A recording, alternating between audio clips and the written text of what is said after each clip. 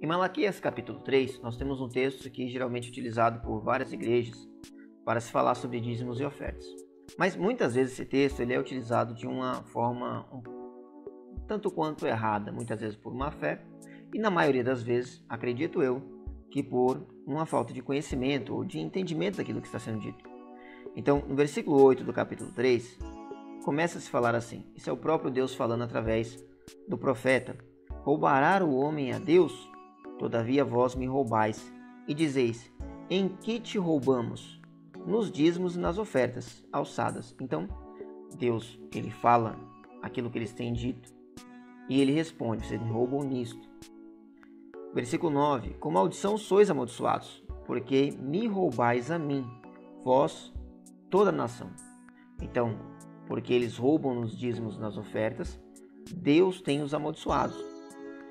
Veja, muitas vezes, aí vai se falar no versículo 10, trazei todos os dízimos à casa do Senhor, à casa do tesouro, para que haja mantimento na minha casa. E depois fazei prova de mim, diz o Senhor dos Exércitos, se eu não vos abrir as janelas do céu e não derramar sobre vós uma bênção tal, que dela vos advenha a maior abastança. E por causa de vós repreenderei o devorador, para que não vos consuma o fruto da terra, e a vide no campo vos não será estéril, diz o Senhor dos Exércitos. E todas as nações vos chamarão bem-aventurados, porque vós sereis uma terra deleitosa, diz o Senhor dos Exércitos.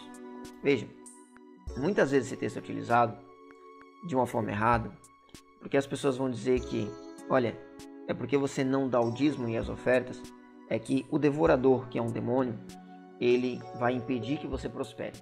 Na verdade, o texto está dizendo que eles são amaldiçoados, mas quem amaldiçoa não é um demônio. O próprio Deus, ele fala: se vocês não me roubarem e trazerem os dízimos à casa do tesouro, para que haja mantimento, e isso é muito importante, então eu vou abrir as portas dos céus e vou derramar sobre vós uma bênção tal, que advenha a maior abastança. E eu repreenderei o devorador. O devorador é um inseto que come as plantas, que comem a erva. E então Deus está dizendo que eles são amaldiçoados, mas se eles fizerem aquilo que ele ordenou, ele vai derramar a sua bênção, vai fazer com que eles sejam muito abençoados e ele vai repreender aquilo que tem atrapalhado a colheita deles. E por causa disso, as nações vão chamá-los de bem-aventurados, eles serão uma terra fértil novamente. Então, primeiro ponto é, a maldição colocada aqui o próprio Deus colocou. Ele vai encerrar a maldição se eles pararem de roubar a Deus. O outro ponto é justamente a questão de roubar a Deus. Em que te roubamos? Nos dízimos e nas ofertas alçadas. Esse texto acontece, a história desse texto acontece, quando, depois daquele momento que eles voltam do cativeiro babilônico. E aqueles que voltaram estão muito preocupados em plantar, em colher, em prosperar a si mesmos. E eles não estão dizimando e ofertando. E por causa disso, esta palavra é muito importante. Não há mantimento. Trazei para que haja mantimento na casa do tesouro. Não há mantimento. O que isso quer dizer? Quer dizer que aqueles que dependiam do dízimo, Deus tinha separado os levitas, os sacerdotes, para serem alimentados pelos dízimos, para que eles não tivessem que trabalhar e para que eles focassem no serviço do templo. Por causa dessa não entrega de dízimos e ofertas, então não tinha mais serviço no templo. O povo estava sem serviço no templo, porque aqueles que deveriam estar ofertando e dizimando não estavam ofertando e dizimando. O dinheiro que mantinha, não só o dinheiro, dízimos e ofertas também eram animais e eram plantações. Isso que era dado como dízimo e oferta, que sustentava os levitas, era parte de Deus para os levitas. Esse dinheiro não era da pessoa, mas era de Deus, era para devolver a Deus, porque era o sustento que Deus dava aos levitas. Isso é muito importante. É importante porque nesse texto nós temos uma ideia clara de que sem as contribuições de dízimos e ofertas, não tem serviço para Deus. Então, quando alguém falar disso, olha, se você não ofertar e dizimar, não tem obra de Deus. É verdade. Deus não vai derramar dinheiro do céu.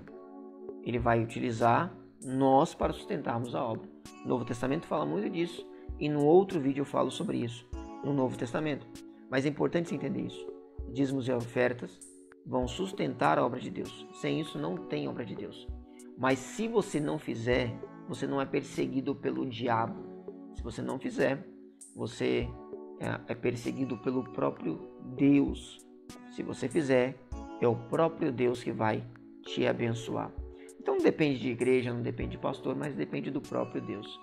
Ele prometeu, não estou inventando isso, Deus prometeu isso, não são minhas palavras, são as de Deus.